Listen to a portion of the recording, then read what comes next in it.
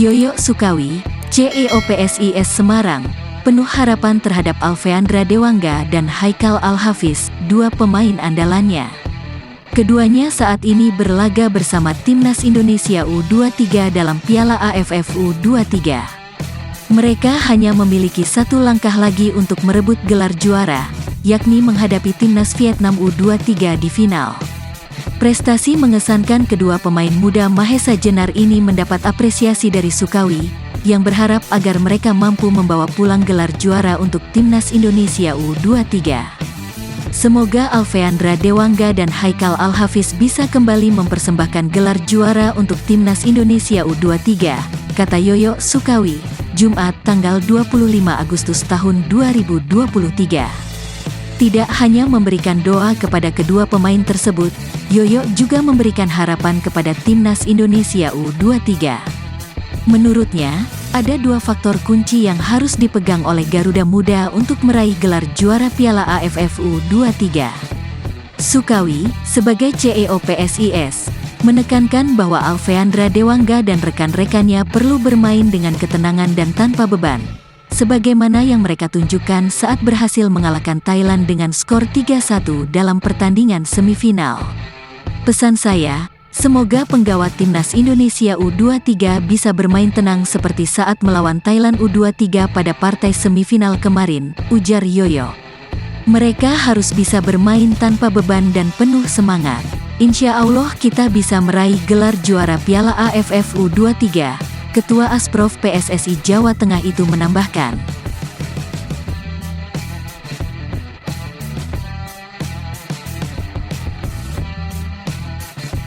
Akibat kerusuhan dalam pertandingan PSIS Semarang melawan Persib Bandung dalam pekan ke-9 Liga 1, tribun Stadion Jatidiri telah ditutup.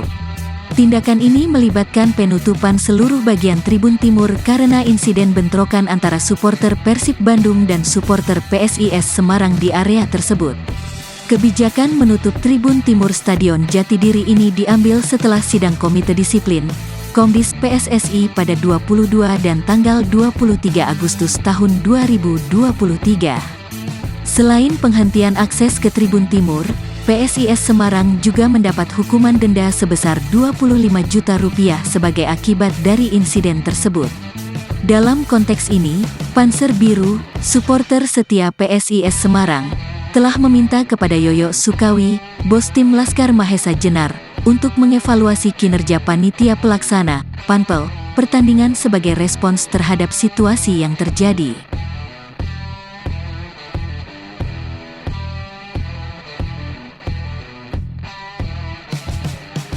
PSIS Semarang telah menderita sejumlah kerugian signifikan usai insiden kerusuhan saat melawan Persib Bandung di Stadion Jatidiri dalam pertandingan Liga 1 musim ini.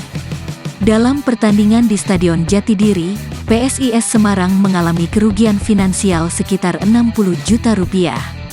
Kerugian ini muncul setelah hasil dari sidang Komite Disiplin Komdis PSSI yang berlangsung pada tanggal 22 sampai 23 Agustus diumumkan.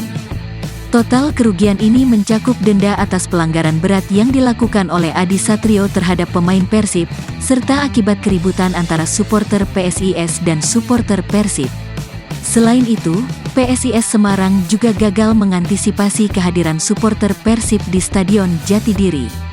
Sayangnya, PSIS Semarang tidak memiliki hak untuk mengajukan banding terhadap hukuman yang telah diberikan oleh PSSI.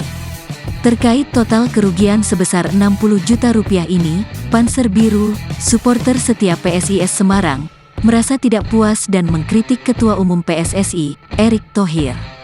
Panser Biru juga mencatat perbandingan dengan situasi punggawa Persib Bandung, Mark Klok, yang diizinkan untuk mengajukan banding terhadap hukuman PSSI atas pelanggaran sebelumnya.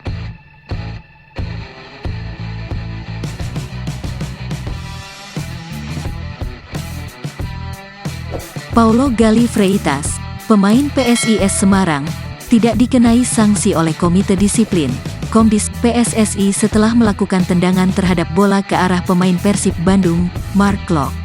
Meskipun tidak diberikan sanksi oleh Komdis PSSI, Gali Freitas tetap absen dalam pertandingan PSIS Semarang melawan Persik Kediri. Ketidakhadiran Gally Freitas dalam pertandingan tersebut disebabkan oleh kumulasi 4 kartu kuning yang ia terima dalam pertandingan Liga 1 musim ini.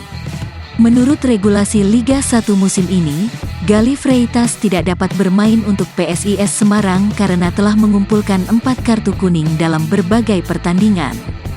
Pemain yang memperoleh akumulasi 4 kartu kuning dalam 4 laga berbeda selama berlangsungnya BRI Liga 1, tidak diperkenankan bermain 1 kali pertandingan pada laga berikutnya setelah akumulasi tercapai, tulis regulasi Liga 1.